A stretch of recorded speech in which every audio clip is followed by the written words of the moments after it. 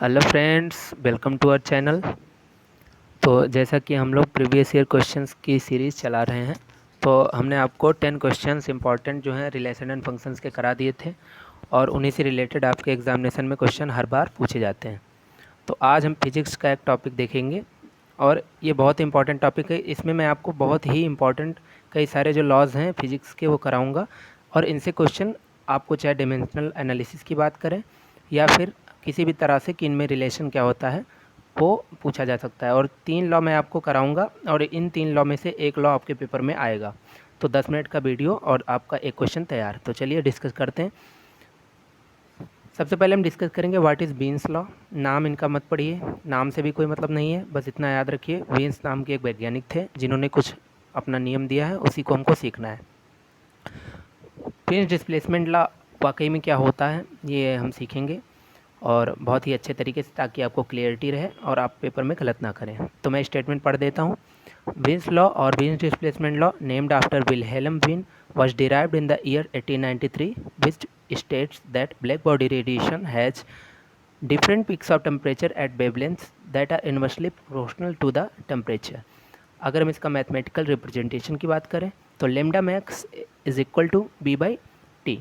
Okay, अब हम देखते हैं कि ये स्टेटमेंट वाकई में कहता क्या है, क्योंकि लैंग्वेज जाहिर सी बात है किसी को समझ में नहीं आई होगी। मैं आपको छोटा सा एग्जांपल लेता हूँ, आज के बाद आप बीन्स लॉ कभी नहीं भूलेंगे।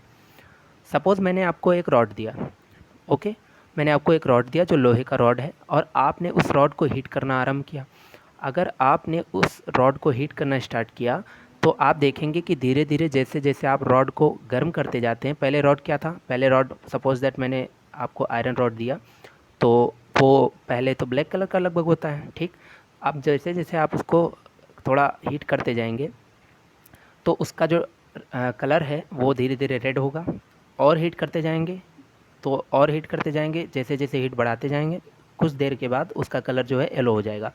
कहने का मतलब है कलर यहाँ पे चेंज हुआ जब हमने टेम्परेचर को कांस्टेंट रूप से चेंज किया या हमने टेम्परेचर को चेंज किया। सपोज दैट हमने 200 डिग्री सेल्सियस टेम्परेचर लिया था या 100 degree Celsius 200 degree Celsius constant पर गर्म किया तो रेड हो गया। उसी टेम्परेचर को इंक्रीज़ करके हमने 300 डिग्री सेल्सियस कर दिया तो आपका जो आयरन था वो क्या कहते हैं येलो हो गया। ओके, इसका मतलब हुआ ये कि हमने जब टेम्परेचर इंक्रीज़ किया तो आप कि जो रॉड का कलर है चेंज हुआ। कलर किससे होता है, तो सभी को पता है कि हमारा जो कलर शो होता है वो फ्रिक्वेंसी के कारण शो होता है। या तो लाइट की फ्रिक्वेंसी के कारण कलर शो होता है और फ्रिक्वेंसी और वेवलेंथ एक दूसरे से रिलेटेड होते हैं, इन्वर्सली प्रोपोर्शनल होते हैं। तो वीन्स का ये कहना था कि जैसे जैसे आप टेम्परेचर डिफरेंट डिफरेंट लेते जाते हैं किसी ब्लैक बॉडी के लिए, ब्लैक बॉडी कुछ भी हो सकता है, ये बहुत बड़ा टॉपिक है, मैं इसके अंदर नहीं जा रहा हूँ, आप केवल उतना सीखिए जितना काम है। तो जैसे जैसे आप किसी बॉडी के टेम्परेचर को चेंज करते जाते हैं ब्लैक बॉडी की, तो आपको पर्टिकुलर वेवलेंथ जो है उसके रूप में मिलता है। जैसे आपने टेम्परेचर 200 डिग्री रखा था तो आपको जो वेवलेंथ मिली वो रेड कलर की थी। जब आपने टेम्परेचर 300 डिग्री, एक फॉर एन एग्जांपल, रखा तो आपको येलो कलर की वेवलेंथ मिली। और इस प्रकार से टेम्परेचर क्या कहते हैं का रिलेशन वेवलेंथ से किस तरह से है, देखिए जब आपको येलो कलर की वेवलेंथ मिली इसका मतलब देखो येलो लाइट की जो फ्रिक्वेंसी होती है ज़्यादा होती है मगर वेवलेंथ कम होती है। मगर हमने टेम्परेचर तो हाई रखा था, हमने जब टेम्परेचर को 200 डिग्री सेल्सियस लिया तब हमको लाल कलर की लाइट मिली और लाल कलर की लाइट का वेवलेंथ सबसे ज़्यादा होता है, यानी जब टेम्परेचर हमने क्या कहते हैं कम रखा तो वेवलेंथ हाई मिली। समझिए बात को। अब जब हमने टेम्परेचर को इंक्रीज़ कर दिया, हमने टेम्परेचर को इंक्रीज़ करा और उसको टेम्परेचर को इंक्रीज़ करके हमने 300 डिग्री सेल्सियस किया, ओके, तो आपको वेवलेंथ ऑफ लाइट जो मिली वो येलो कलर की मिली, जबकि येलो कलर की वेवलेंथ कम होती है। इसका मतलब जो हुआ, सिंपल सी बात यहाँ पे आपको देखने को मिल रही होगी, यहाँ पे देखिए कि सिंपल सी बात यहाँ पे लिखी हुई है कि lambda max is inversely proportional to temperature था, ठीक। भाई यही रिलेशन आपको याद रखना है। देखिए कुछ लोग बहुत ही ज्ञानी होंगे जिनको टेक्निकल टर्म में बताता अगर मैं, ठीक, तो वो मुझे ये उन लोगों को सिखाना है जिन लोगों को केवल ऑप्शन टिक करके आना है। वहाँ आपसे महाभारत और रामायण की कथा नहीं पूछी जाएगी, ठीक है, वहाँ आपसे पूछा जाएगा क्वेश्चन, वो भी सिंपल सा छोटा सा, ओके। आपको उसको टिक करके आना है, आपको पूरी कहानी समझ में आ जाए ताकि आपको याद हो जाए, बस इतना मतलब रखिए, बाकी आप अपने मन से पढ़ लीजिएगा जो पढ़ना है। आपको क्वेश्चन ऐसे ही देखने को मिलेंगे। आपको पूछेगा वेन्स डिस्प्लेसमेंट लॉ इनमें से है, एक विकल्प उसमें रहेगा option lambda max is inversely proportional to temperature, वही ऑप्शन आप लगा के आइएगा। या इसको और कैसे दे सकता है, अगर मैं इस टी को इधर मल्टीप्लाई करा दूं तो lambda into T is equal to constant. अब इससे ज़्यादा ऑप्शन में चेंज नहीं कर सकता, तो जहाँ भी लेमडा इंटू टी बराबर कांस्टेंट लिखा होगा वो ऑप्शन आपका सही हो जाएगा। एक क्वेश्चन ये आपका पेपर में रखा है, मेरी बात चैलेंज है, आप मान के जाइए, इसमें में से एक लॉ में से एक लॉ आपके पेपर में आ जाएगा। अब हम चलते हैं नेक्स्ट पे, ठीक। अब हम दूसरा लॉ जो अपना पढ़ते हैं वो हमारा सबसे इंपॉर्टेंट लॉ है, व्हाट इज़ ब्रूस्टर लॉ। अब इनका जो ब्रूस्टर का नियम था वो क्या था, जैसे देखो कोई लाइट होती है जो लाइट, ठीक, तो ट्रांसवर्सल लाइट सपोज दैट हमने ले लिया। ट्रांसवर्सल लाइट क्या होती है, उसमें मोशन जो होता है ट्रांसफर रूप में होता है। जैसे ऐसे ऐसे लाइट का, ये सपोज दैट एक लाइट रे ले लिया हमने, तो ऐसे ऐसे मोशन हो रहा है, ऐसे ऐसे, ओके।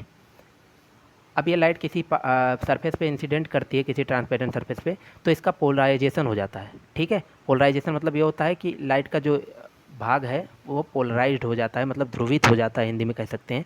तो इन्होंने एक रिलेशन बताया था कि किसी का जो ध्रुवण होता है वो किस तरह से डिपेंड करता है। तो डिपेंड कैसे करता है, अगर नेक्स्ट जो मीडियम है हमारा उसका रिफ्रैक्टिव इंडेक्स जो है n माने, ठीक है। तो इन्होंने एक रिलेशन बताया था, देख सकते हैं आप, मैं आपको फिगर के माध्यम से समझाता हूँ, ठीक है। यहाँ पे देखिए, अगर मैं आपको बताना चाहूँ तो जैसे देखो ये इंसिडेंट रे है हमारी, ये इंसिडेंट यहाँ पे रे है, और ये देखो लाइट रे थी हमारी जो ये था, ठीक है। अब ये जैसे ही इंसिडेंट हुई तो इंसिडेंट करते ही इसका पोलराइजेशन हो गया लाइट का, और यहाँ देखो ऐसे स्ट्रेट लाइट आपको प्राप्त हो गई, यहाँ पे डॉट बन गया, इसका पोलराइजेशन हो गया, ठीक है। यानी ट्रांसवर्स वाला पार्ट कट गया इसमें से, ठीक।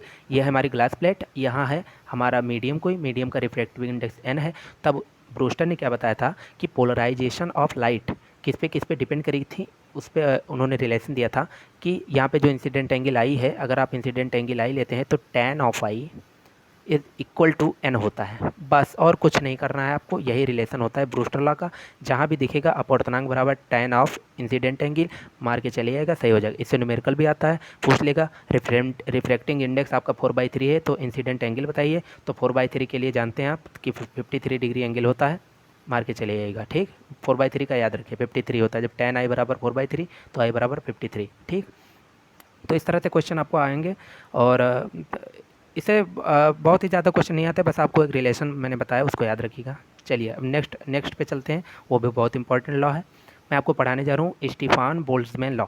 देखो इन सबके डायमेंशन से बहुत ज़्यादा क्वेश्चन आते हैं, तो मैंने आपको डायमेंशन ऑलरेडी करवा दिए हैं प्रीवियस वीडियो में, आप जाके देख सकते हैं, प्लेलिस्ट में फिजिक्स नाम से बनी होगी, उसमें जाइए, डायमेंशनल एनालिसिस आप उतना पढ़ लेंगे तो एयरफोर्स, इंडियन नेवी, यहाँ तक कि BHU एंट्रेंस में भी जो क्वेश्चन आप मिला के देख लीजिए। मैंने वीडियो को 2 महीने पहले बनाया था, इस बार जो पेपर हुआ है BSc का उसमें जो डायमेंशन आया है, अगर मेरे पेपर से बाहर का आया हो तो बताओ, ओके। तो डायमेंशन जितना मैंने पढ़ाया उससे ज़्यादा इस एंट्रेंस के लिए तो बहुत ही ज़्यादा इनफ है, वो आगे के लेवल के लिए भी, किसी कॉम्पिटिटिव एग्जाम के लिए भी इनफ ही है। तो स्टीफान कांस्टेंट, बीन्स कांस्टेंट, ठीक है, और यहाँ पे बोल्ट्जमैन कांस्टेंट, इन सब का डायमेंशन भी आता है, पूछ लेता है, तो मैंने प्रीवियस वीडियो में कराया, जाके देख लो। तो अब आते हैं हम स्टीफान बोल्ट्जमैन लॉ पे, ओके। स्टीफान बोल्ट्जमैन लॉ क्या स्टेट करता है, ये स्टेट करता है कि the total radiant heat power emitted from a surface is proportional to the fourth power of its absolute temperature. The law applies only to black bodies theoretical surfaces that observe all incident heat radiation, okay, ठीक है। तो Stefan Boltzmann law का ये statement है, इन्होंने कुछ नहीं बताया था, इन्होंने कहा था कि जो ब्लैक बॉडी रेडिएशन है और उसका जो जो एनर्जी वो इमिट करता है, ठीक है, कोई ब्लैक बॉडी जो एनर्जी इमिट करता है, उस एनर्जी जो है वो पर यूनिट टाइम कितना होता है, सिग्मा ऑफ T⁴, यानी टेम्परेचर के, ये भी स्टीफान कांस्टेंट है, टेम्परेचर की पावर 4 के समानुपाती होता है। तो कुछ नहीं आपको करना है, आपको केवल टिक मार के ही आना है कि एनर्जी, ऐसे आपको लिखा रहेगा, energy is directly proportional to sigma T⁴, या यहाँ पे कोई और कांस्टेंट दे देगा। तो जहाँ देखो आपसे स्टीफान बोल्ट्जमैन लॉ पूछेगा, जहाँ टेम्परेचर की पावर 4 लिखी होगी राइट साइड में, अब कभी कभी इसको चेंज कर देता है, मैं आपको बता रहा हूँ कैसे चेंज करता है। जैसे वहाँ पे लिखा होगा कि energy is directly proportional to energy per unit time, या टेम्परेचर की पावर 4, ओके। अब टेम्परेचर की पावर 4 को नीचे ला के ऐसे भी पूछ सकता है, E/T⁴ जो था वो एक कांस्टेंट था, तो कैसे भी आएगा आप कर ले जाएंगे, ठीक है, रट्टा मार लीजिए, यही आता है पेपर में और कुछ नहीं आएगा, ये बहुत ही बढ़िया क्वेश्चन आता है इससे। यहाँ पे देखिए समझाया मैंने, J इज इक्वल टू क्या लिखा है, J क्या है, एनर्जी ब्लैक बॉडी रेडिएंट की एमिटेंस है, यानी कि जो आप लोहा लिए थे, अब उसी से मैं समझा रहा हूँ, टेक्निकल टर्म में बात ना करें, सिंपल लैंग्वेज में, जो आपने आयरन लिया था उसको हीट किया था, तो उससे जो रेडिएशन इमिट हुआ था उसका जो रिलेशन था वो स्टीफन बोल्ट्जमैन लॉ ने बताया। वो कहा कि वो टेम्परेचर के 4 पावर के, जो हमने टेम्परेचर हीट कर रहे थे उसको, उसकी टेम्परेचर की 4 पावर के क्या कहते हैं, प्रोपोर्शनली होता है। यहाँ पे सिग्मा क्या है, स्टीफन बोल्ट्जमैन कांस्टेंट है, इसी का डायमेंशन पूछा जाता है।